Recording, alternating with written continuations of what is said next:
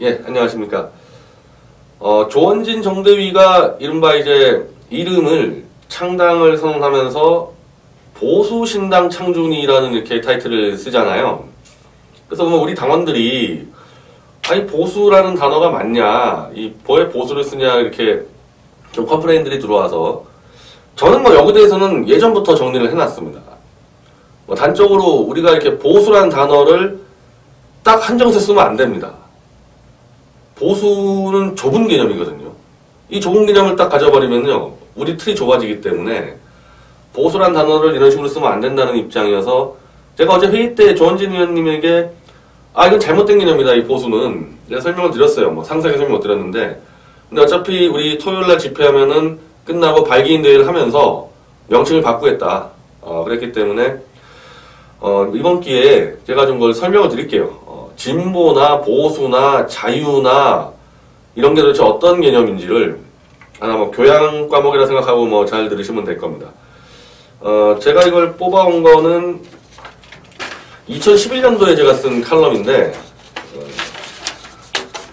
제목이 이겁니다. 2011년도에 등신과 머저리들의 진보 논쟁의 허구성, 좌파 진영이 사회주의란 단어를 은폐하는 이유.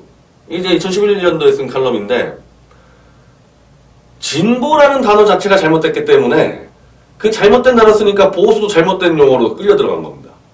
그러니까 보수를 정의하려면요, 진보부터 다뤄야 돼요. 자, 진보라는 거 단적으로 정치 철학사에서 진보주의라는 용어는 없습니다. 그런 게 없는 거예요. 사회주의가 있습니다. 정치 철학에서. 가장 왼쪽이죠. 중간 정도의 자유주의가 있습니다. 오른쪽에 보수주의가 있습니다.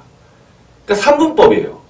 진보 대 보수 이게 아니라 사회주의, 자유주의, 보수주의 이 3분법이 되는 거예요. 그럼 자유주의는 뭐냐?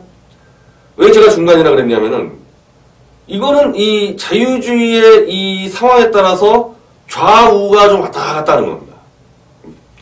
그래서 자유주의가 사회주의로 묶여가지고 좌파가 될 수도 있고, 상황에 따라서 자유주의와 보수주의가 묶여서 우파가 될 수 있고, 그게 좌우입니다.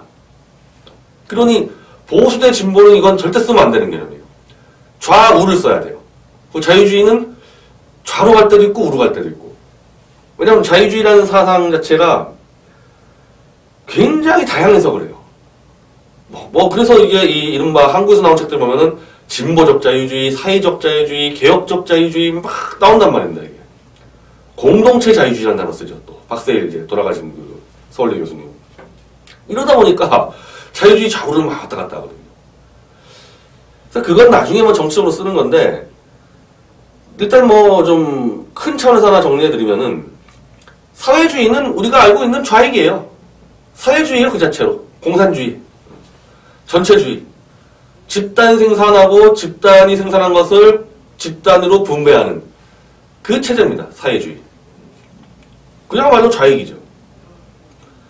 이건 뭐 어떻게 보면은 마르크스가 그래도 좀 정리를 해놨다고 봐야 되는 거죠. 뭐 그때 물론 그 전에도 뭐 공상적 사회주의 이래가지고 인류가 똑같이 공동 생산하고 생산물을 나눠 갖는 거에 대한 이상은 늘 갖고 있었습니다. 그 이상은. 근데 그걸 좀 더 과학적이고 체계적으로 정리한 게 마르크스주의죠. 그때부터 사회주의가 과학적 사회주의라는 말을 쓰는 겁니다.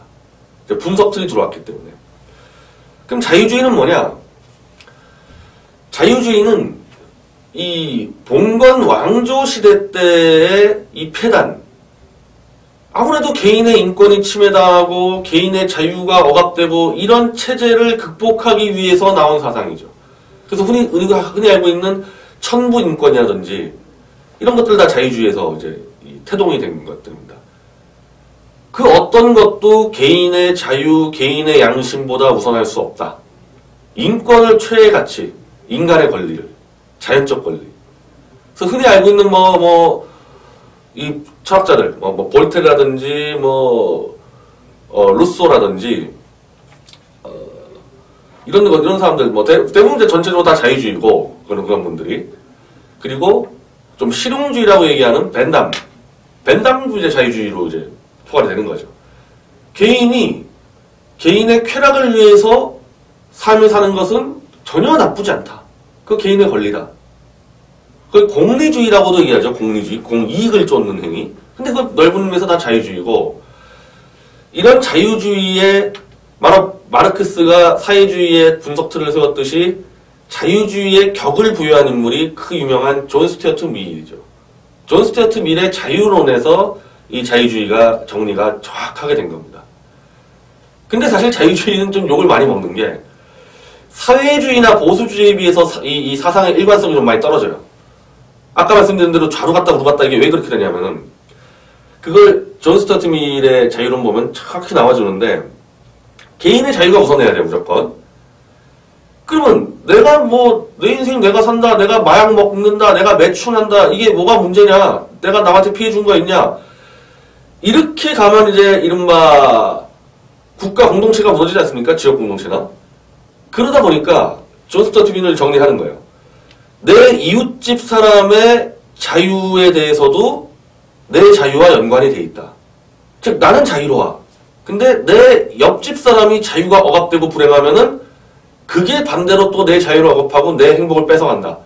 그래서 이웃을 생각해야 된다고 나오는데, 이렇게 되면 이제 꼬이는 거죠. 이렇게 되면은. 이건 사회주의랑 또 무슨 차이가 있냐. 야, 나 혼자 즐겁게 잘 살면 되는데, 내 권리 지키고, 그럼 남의 권리 또 찾게 되고, 그러면은 내가 가진 거 나눠줘야 되고, 막 이렇게 꼬이지 않냐. 실제로 그렇게 꼬여요.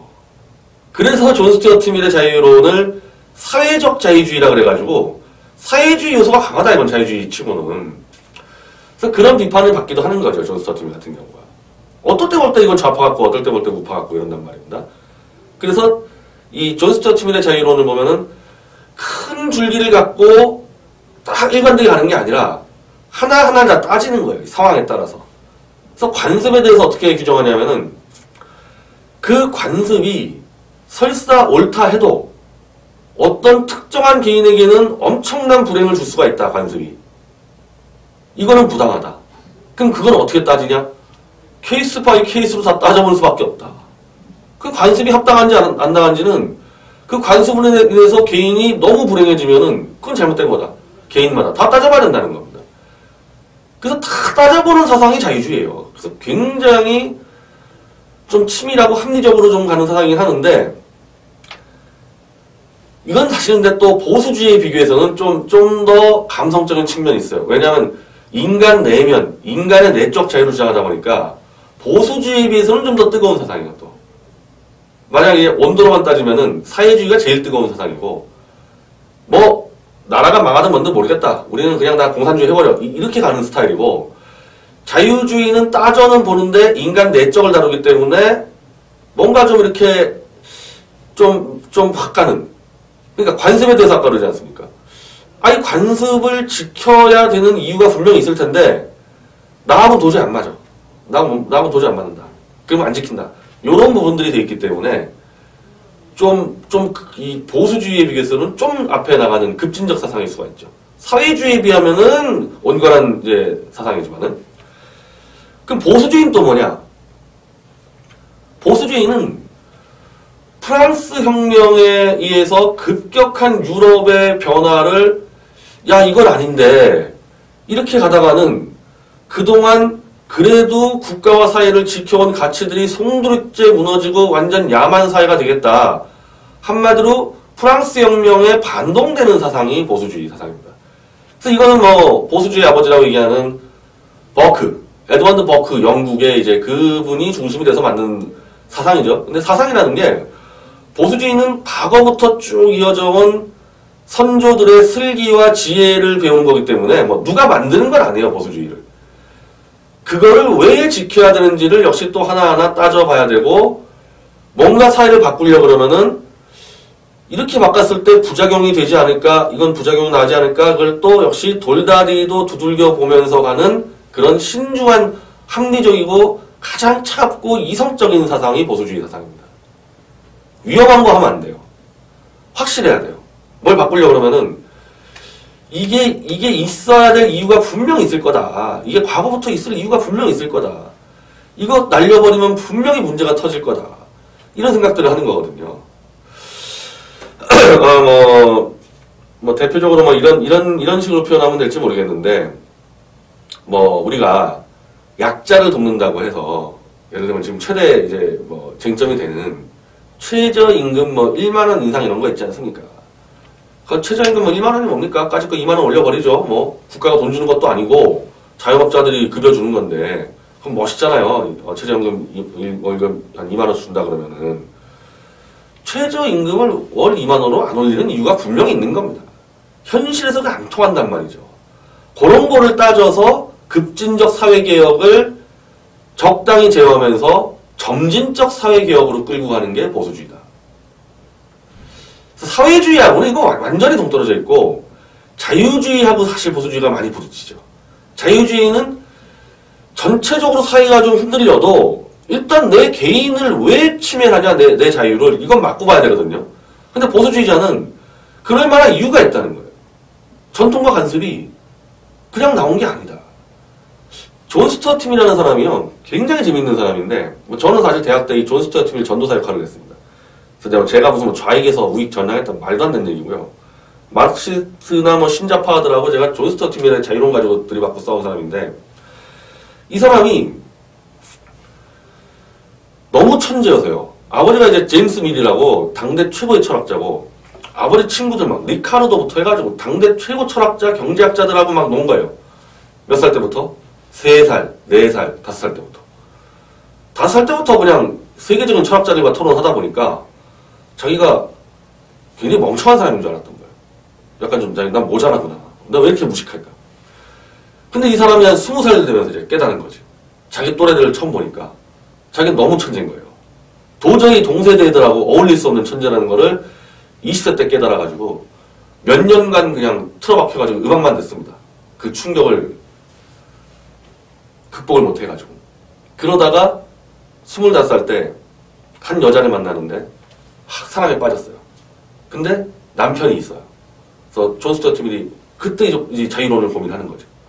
난 저 여자가 좋은데 남편이 있다는 이유로 내가 저 여자를 왜 만나면 안 되는지를 이제 고민을 쫙 하는 겁니다.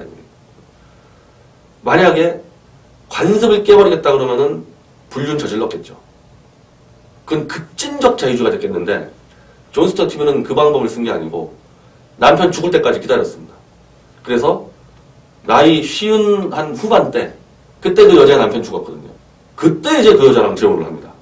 존 스튜어트 팀은 초혼이고 그 여성이 이제 재혼을 하는 거죠. 바로 이게 아까 말씀드린 관습에 대한 문제예요. 존 스튜어트 팀은 아는 거죠. 남편 있는 여자를 막 취했을 때 어떤 사회적 엄청난 문제가 벌어지는 걸 알고 있는 겁니다. 근데 자기는 너무 불행해, 그것 때문에. 그래서 그걸 극복하는 방법을 불륜이 아닌 남편이 죽을 때까지 기다린 겁니다. 아주 점진적인 이 부분에서 또 아주 점진적인 사람이죠. 그래서 요 사회주의, 자유주의, 보수주의가 3분법으로 세상을 지켜왔다. 자유주의가 너무 극단화됐을 때는 약간 사회주의 요소가 와가지고 좀 평등을 좀 강조해주고 갑자기 사회주의가 됐어요? 그러면 보수주의가 들어와가지고 야 사회는 이렇게 급진적으로 가면 안 돼. 조심스럽게 바꿔야 돼. 이렇게 딱 이 삼각으로 가는 겁니다. 근데 거기서 자유주의와 자유주의와 보수주의를 우리가 우파로 묶는 이유는 미국은 좀 복잡한 부분이 있는데 제가 미국은 얘기 뺄게요. 우리는 왜 자유주의와 그러면 보수주의가 그냥 우파로 묶여버리느냐. 북한 김정은의 절대 왕조 봉건 체제와 맞서고 있기 때문에 그걸로 싸우는 거예요. 그것 때문에.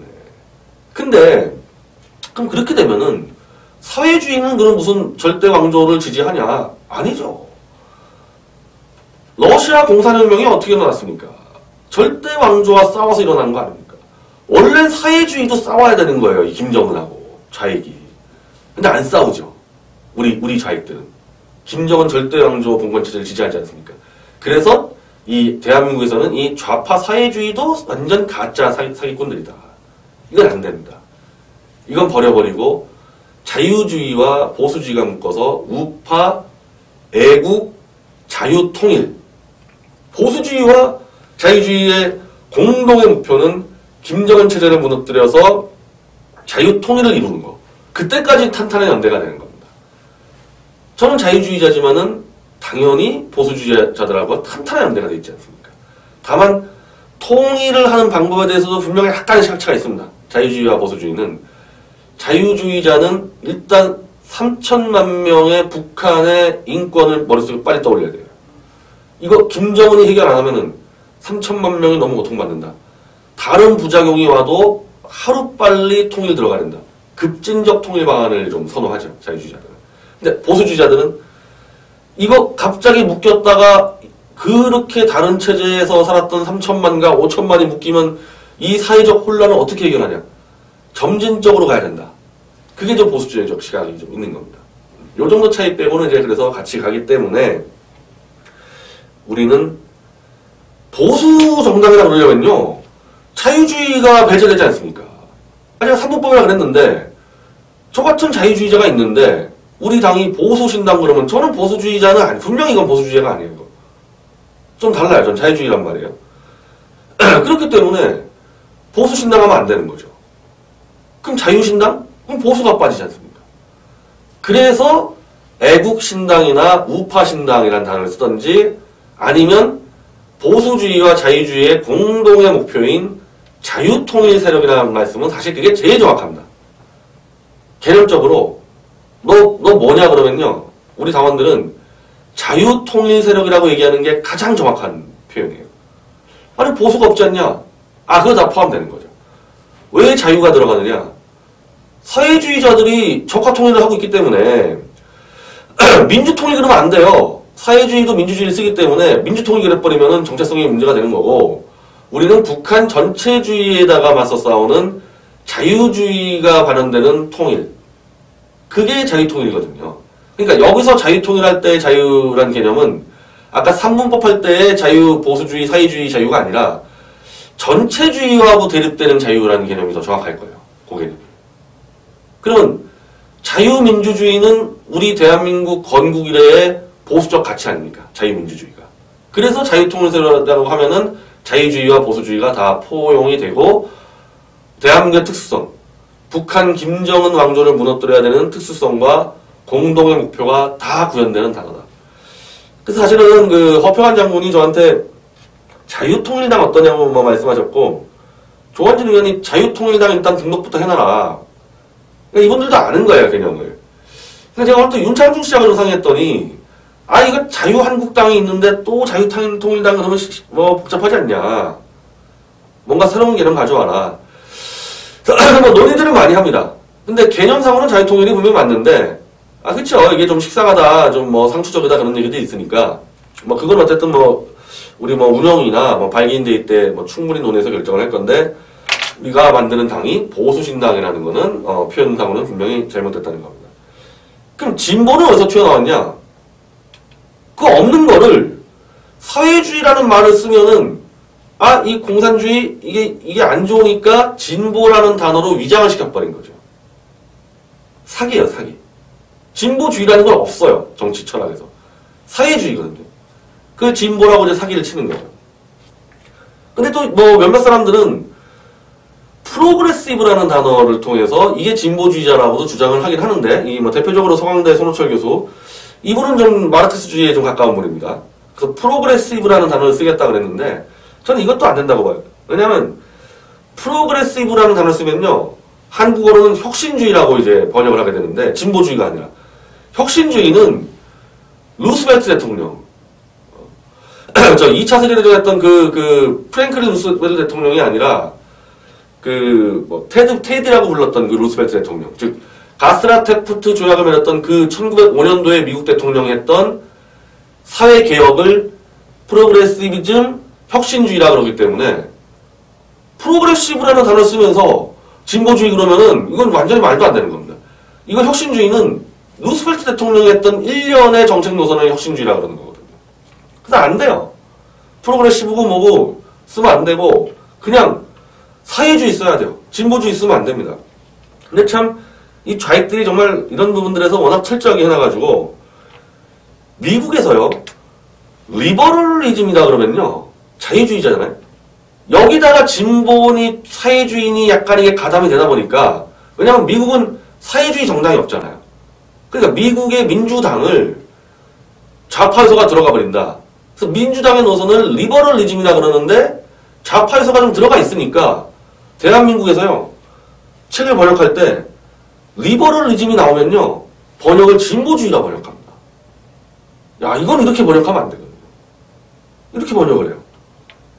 그래서 정말 이게 해프닝이 하나 벌어진 게 폴 슈메이커 교수의 진보와 보수의 12가지 이념이라는 책이 있습니다. 저도 이 사상을 요 책 가지고 정리했어요. 요 책이랑 양동환 교수의 사상과 언어 요 책 2개 가지고 정리했는데 이 책에 진보란 단어가 안 나오는데 책 제목에 진보와 보수의 12가지 이념이라고 해놨어요. 여기서 나온 진보는 전부 다 리버럴을 그냥 다 진보로 번역해버린 거거든요. 아니죠. 이렇게 되면 안 되는 거죠. 이거는 원제목은요. From Ideologies, Public Philosophies. 공공철학의 이념으로부터. 이게 원제목인데 이거를 진보와 보수의 12가지 이념이라는 걸로 해서 진보를 확 퍼뜨립니다. 정말 나쁜 사람들이죠. 다 국민을 속이는 겁니다. 자, 요 정도로 이제 정리를 해드렸는데 어디 가서 뭐 좌익이랑 부딪히던지 보수파이랑 부딪히던지 이렇게 생각해 주시면 돼요. 보수 진보 이분법은 틀렸다. 사회주의, 보수주의, 자유주의 3분법이 맞다. 그리고 자유통일에서의 자유라는 개념은 전체주의, 북한 왕조, 절대 왕조, 전체주의와 대립되는 자유라는 개념이다. 그래서 보수주의도 포괄한다. 이렇게 알고 있으면요. 어떤 누가 사기를 쳐도 뭐 이제 헛갈리지 않을 겁니다. 감사합니다.